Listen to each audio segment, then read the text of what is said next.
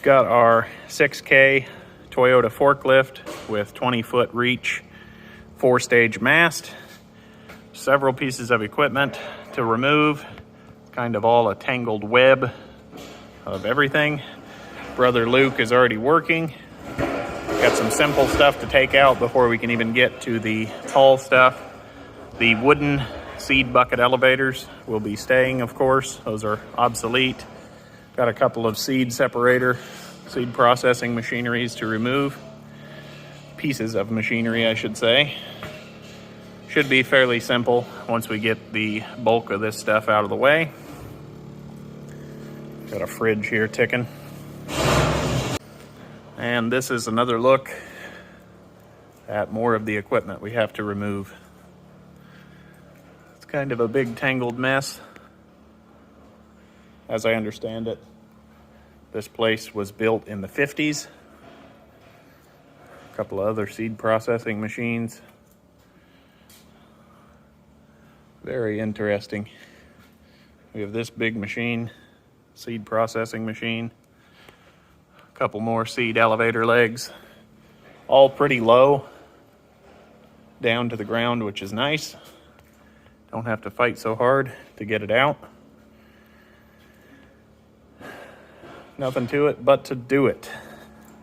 If you haven't already, I would really appreciate if you would hit the like button, subscribe if you're new, hit the bell icon so you get more notifications of future videos and content that I post.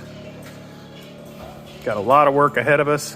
It is a balmy 80 degrees today and slated to get warmer, which is quite a temperature shock because it is 40 degrees back home today, is what I heard, and super, super windy. So I think we'll go ahead and get started.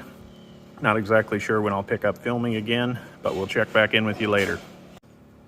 One other quick side note, we've already prayed for safety, but the owner of the property said that it is snake season and there are rattlesnakes and water moccasins here, which we don't get a lot of those up around Illinois, so we're gonna stay frosty. Luke was hearing some meowing, and we have a pile of a couple-day-year-old kittens right down there. Pretty cute. We'll definitely leave them alone so Mama Cat can come get them tonight. We have our first piece cut free, this open top conveyor. We're getting ready to sling it out with the forklift.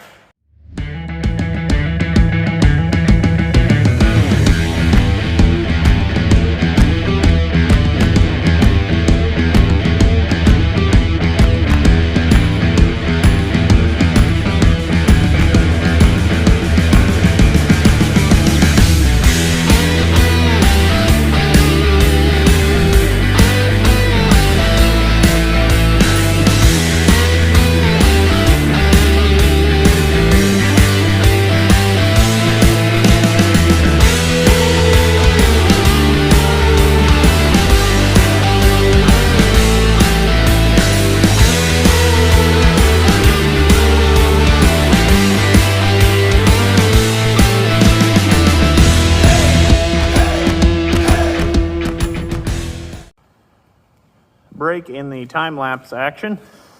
We have the first machine out with several small components right there. And one of the reasons we were very careful around cutting this pit is filled with, as Winnie the Pooh would say, fluff and stuff. Plus, we have a scared mama kitty and baby kitty. So, I don't want to be dropping any hot magma down in these legs with cotton belts and into the fluff and stuff, because there's a perfect chimney right here that would light the whole plant up. And at one time, we were over in Iowa, I was using a hot wrench above one of these old woodies, and she started smoking. And that will make you a little bit nervous. So we're very, very cautious when we use the hot wrench. We just kind of let the magma just slobber off the end of the cut. We're not going for clean, fast cuts here. You just kind of let it slobber off. and then you don't light your plant up. So that's what we're working on. We'll get you set back up on time lapse. Make sure you smash that like button. As far as I know, I'm the only millwright on YouTube that brings you along on the adventure. So smash the like and we'll keep rolling.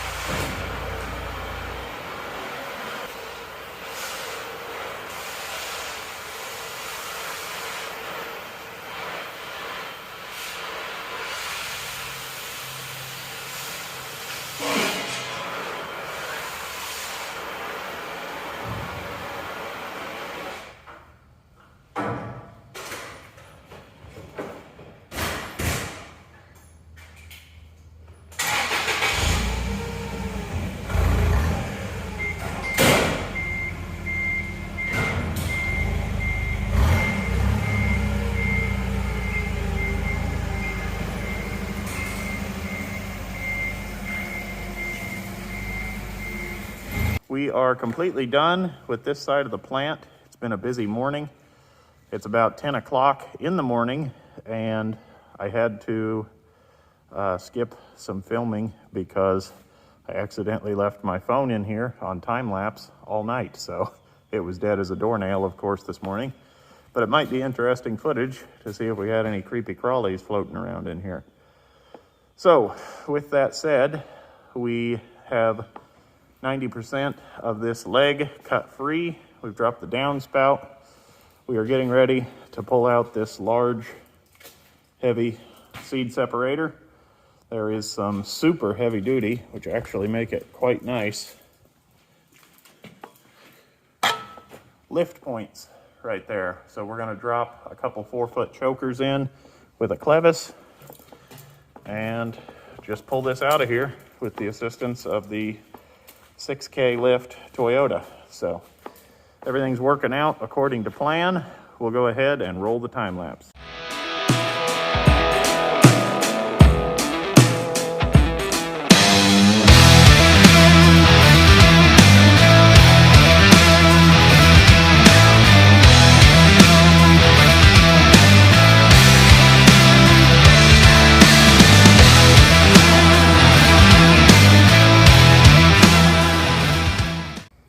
We have these large legs, and because this plant is held together with duct tape and dreams, there are no red heads holding them to the floor, which is quite unusual. So what we are doing is tying them off, making sure they can't give us a substantial headache, using our chokers there. Don't know how well you can see that, and then all we simply do is spin it down here, give it a gentle shove, catch it with the pallet, and we're only talking about a shove about 6 inches till it comes over center, staying far back, and then we just simply reverse and let the pallet down at the same time, letting it slowly cantilever over nice and controllably, and then we just drag them out. So one more to do. We'll check back in a little later.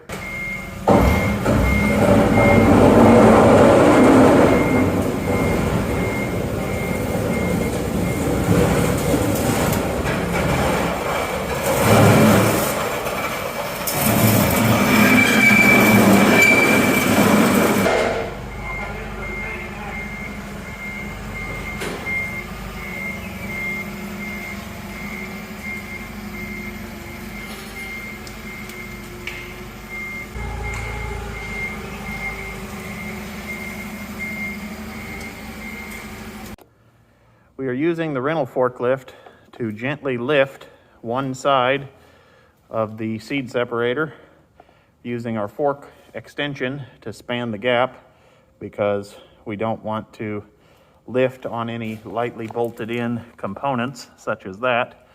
That would simply just tear that board right out of there if we were to lift on that. We raise it up slightly and then we run along with the battery powered Sawzall and we slice all of the red heads that are down in the concrete. This is so much easier than trying to battle square-headed bolts and nuts. We just slice each one off, and now we are ready to raise the machine even more, put dunnage or cribbing underneath each end, set it back down, and then we can come in from this side with our fork extensions and carry the whole animal out. We have the seed separator lifted high up. Luke is getting rid of one little piece of metal. We're going to raise it farther up, get blocks under this end, blocks under that end, come right in with our fork extensions. Easy peasy, lemon squeezy.